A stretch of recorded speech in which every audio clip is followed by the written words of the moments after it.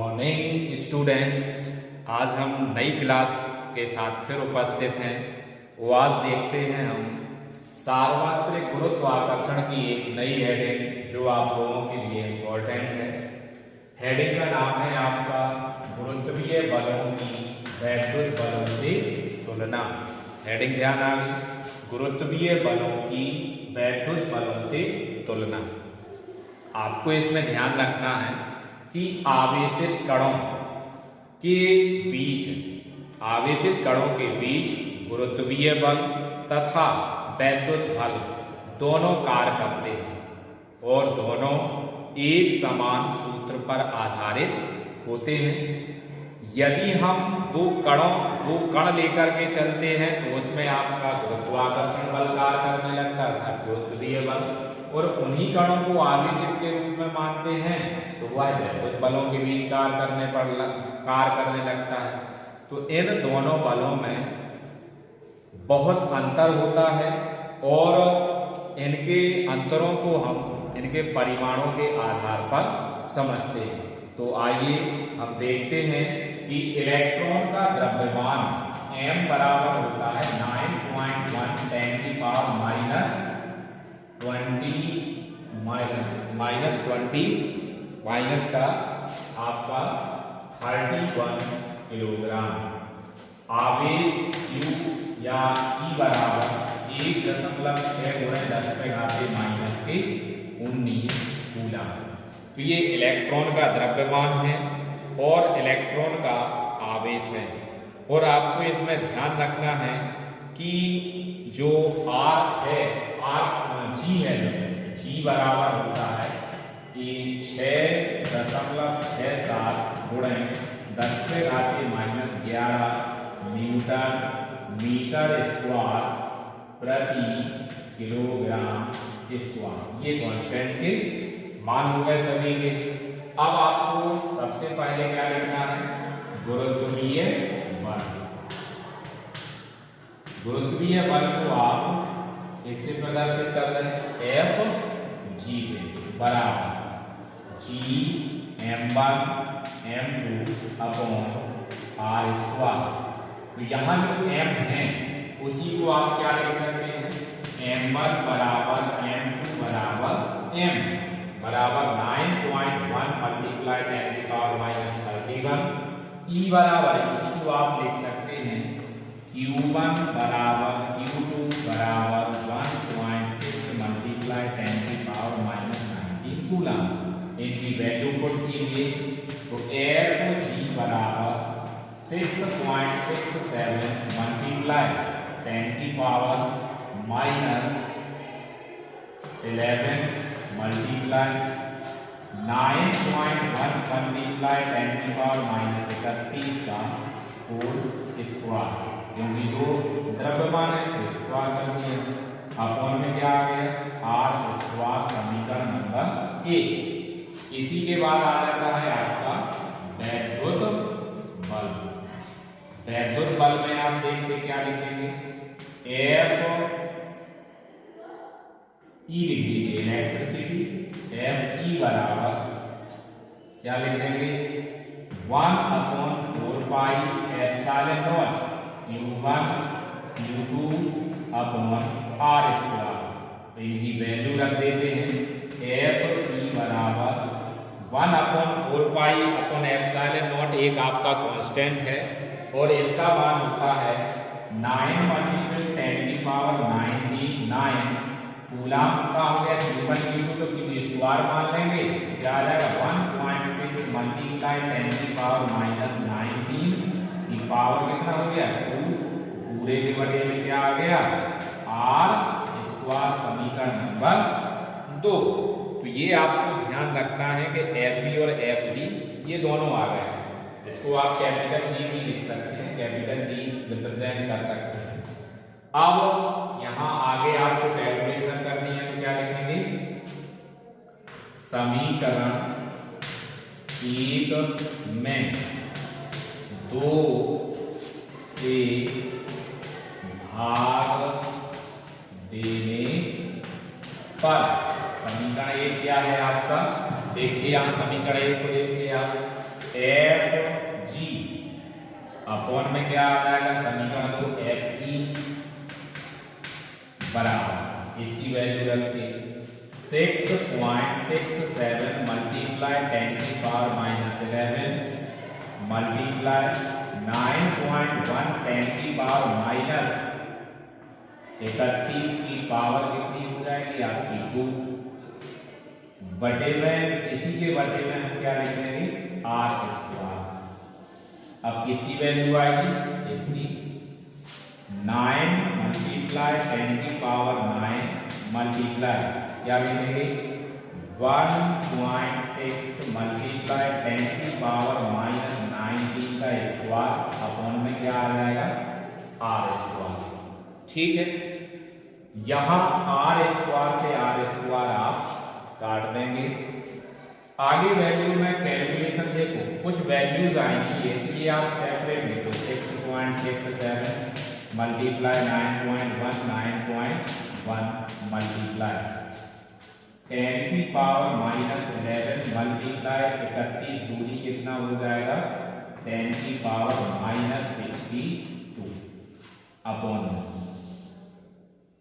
9 multiply 1.6 multiply 1.6 multiply 10 की power ये positive का 9 और 19 दूरी कितना हो जाएगा -38।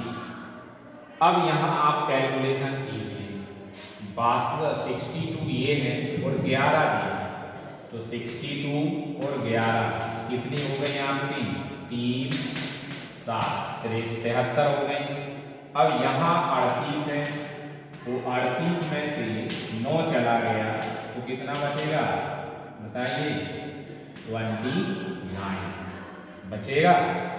29 में से तो 73 में से ये आपको नेगेटिव आएंगे और ये नेगेटिव है तो ये ऊपर जाएंगे तो किसकी हो जाएंगे प्लस की तो ये प्लस के 29 तो यहाँ माइनस कर दीजिए 73 29 माइनस करेंगे आप 3 फिर कितना बचेगा 4 इधर कितना हो गया 3 तो इधर कितना बचेगा 4 तो पावर आपकी कुछ कटेगी तो इसको आप क्या लिख सकते हैं बराबर में 10 की पावर -44 ये वैल्यूज आपको ज्यों का क्यों लिखना है आगे इसको यहाँ करेंगे।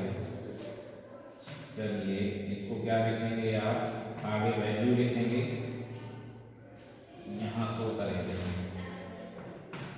6.67 मल्टीप्लाई 9.1 मल्टीप्लाई 9.1 मल्टीप्लाई 10 की पावर -44 बटे में कितना आ जाएगा 9 गुणे 1.6 गुणे 1.6।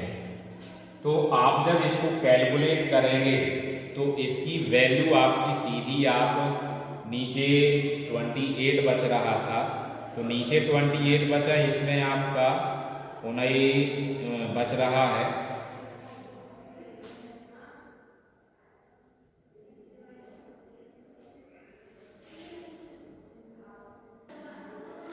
इसी को यहाँ शॉर्ट में देख सकते हैं जब आप इनका मल्टीप्लाई करेंगे और कैलकुलेशन करेंगे तो लगभग में हम वैल्यू लिख देते हैं ये लगभग में वैल्यू आएगी 8 मल्टीप्लाई 10 की पावर -71 तो यहाँ आ जाएगी 2 मल्टीप्लाई 10 की पावर -28 तो इसको हम काटेंगे नहीं तो लगभग में वैल्यू शो कर देंगे क्योंकि हमें अभी रकम तो बराबर में वैल्यू कितनी आ जाएगी 2.5 मल्टीप्लाई 10 की पावर -43 तो ये एफ जी अपन क्या आ गया एफ ई।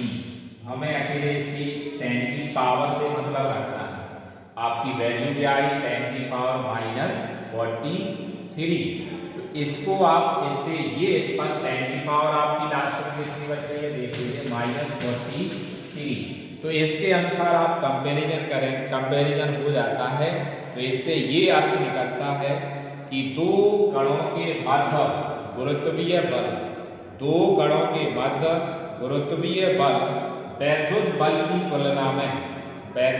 की तुलना में बहुत क्षीण होता है, क्योंकि इसी को आप क्या लिख देंगे, एफ जी बराबर 10 की पावर -43 एफ ई।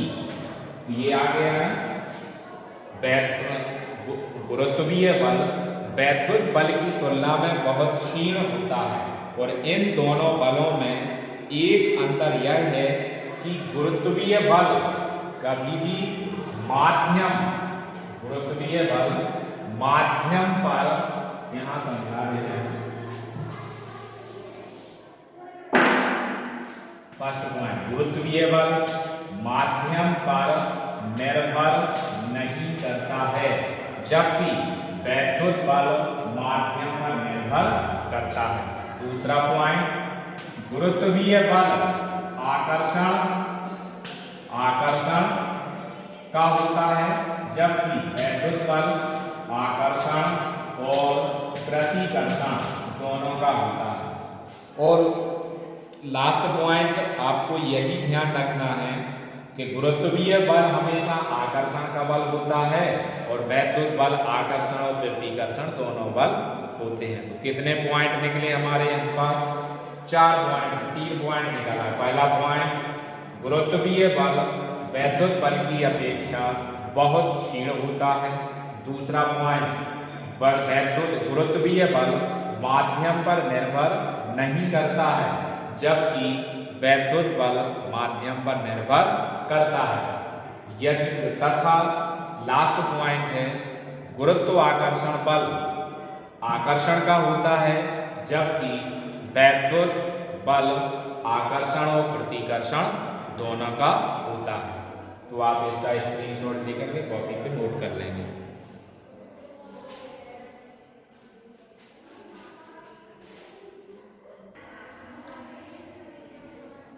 ध्यान रखेंगे बच्चों, आपको एक पॉइंट का वीडियो इसलिए दिया जाता है कि आप लोग इसको नोट कर सकें और सही तरीके से कॉपी पर लिख सकें, क्योंकि ज़्यादा वीडियो बड़ा हो जाता है तो आपको भी टाइम लगता है उसको नोट करने में, और एक बार समझाने के बाद हमें भी वो साफ करना पड़ता, दोबारा से बहुत दिक्कतें आ जाती हैं। तो आप पर डे एक पॉइंट पढ़ेंगे और एक ही पॉइंट को नोट करेंगे। हम आशा करते हैं कि आप सभी इस वीडियो को देखेंगे, लाइक, शेयर और सब्सक्राइब जरूर करेंगे। Thank you 11th class watching for this video.